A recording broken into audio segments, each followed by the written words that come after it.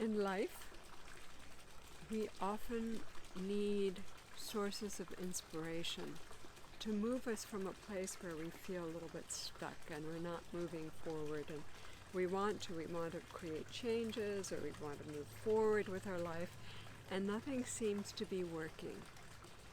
So what can we turn to for sources of inspiration? It could be from all kinds of places, unexpected ones. And I'd like to share with you a source of inspiration that many may not think of.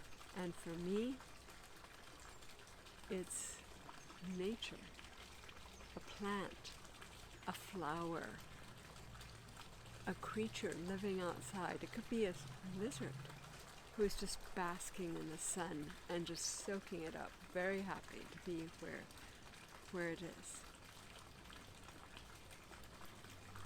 Or a flower that's just coming into full bloom and showing itself. And as it gradually unfolds its beauty and shows its heart to the world, to be appreciated, to be smelled, to be delighted in. How can I transfer that opening, that glowing, that shining, that a flower can do so beautifully? How can I do that in my own life? What can I do today that's like that beautiful flower I saw yesterday? How can I be more like it? What is it that will bring joy to my spirit, my soul, and I find my inner being just delighting in this precious present moment? So consider looking at flowers. When my mother was extremely ill from chemotherapy for advanced cancer, I brought it to her a flower from the garden. It was a simple flower, just a simple bloom, but she looked at it with such intensity and such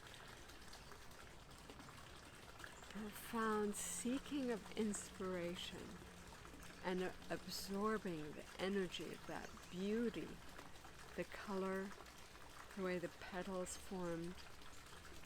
There was such a profound appreciation for that flower. I've never forgotten that. So even when you're suffering an incredible amount of pain and with no hope on the outer surface of things, there can be moments of profound inspiration just in this moment. Looking at that beautiful flower, smelling it, appreciating it, loving it, just in this beautiful present moment.